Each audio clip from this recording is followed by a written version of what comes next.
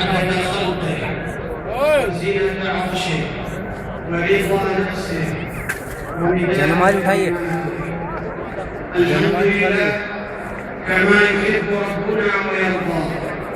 واشهد ان لا اله الا الله وحده لا شريك له العلي الاعلى واشهد ان سيدنا ونبينا محمدا عبده ورسوله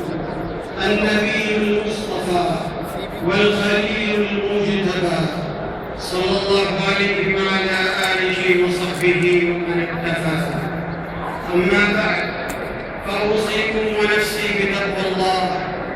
فمن اتقاه وقاه ومن أقرضه جزاه ومن أحبه قربه وأدناه الله أكبر الله أكبر لا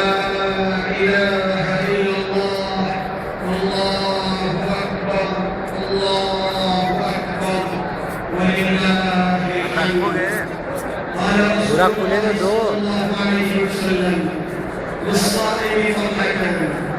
فرحة عند فطره وفرحة عند لقائه رواه مسلم الفرح سلوك راق وفكر رصين ومطلب مهم وهدف منشود والناس كل الناس يسعى إلى فرح قلبه وزوال همه وغمه وتفرق أحزانه وآلامه يعبر المسلم في هذه المناسبات عن فرحه وسروره ويبتهج في مواسم البهجة والأعياد والتعبير عن الفرحة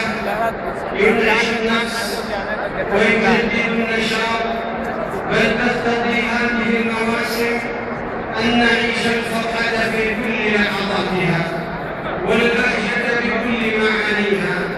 في إطار الشرع وضوابط الدين ومرتكزات القيم والأخلاق دون خدش للحياة ومن الحكم التي أباح فيها النبي صلى الله عليه وسلم الاحتفاء بالعيد أن يعلم الناس أن العيد فسحة الفرح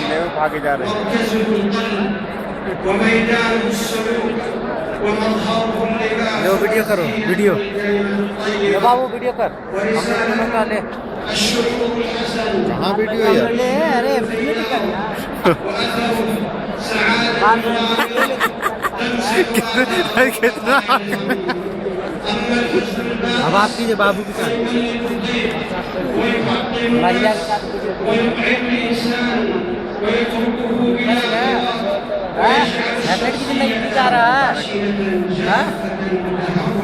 चुम्मा चाटेंगे लोग इन लोग का भी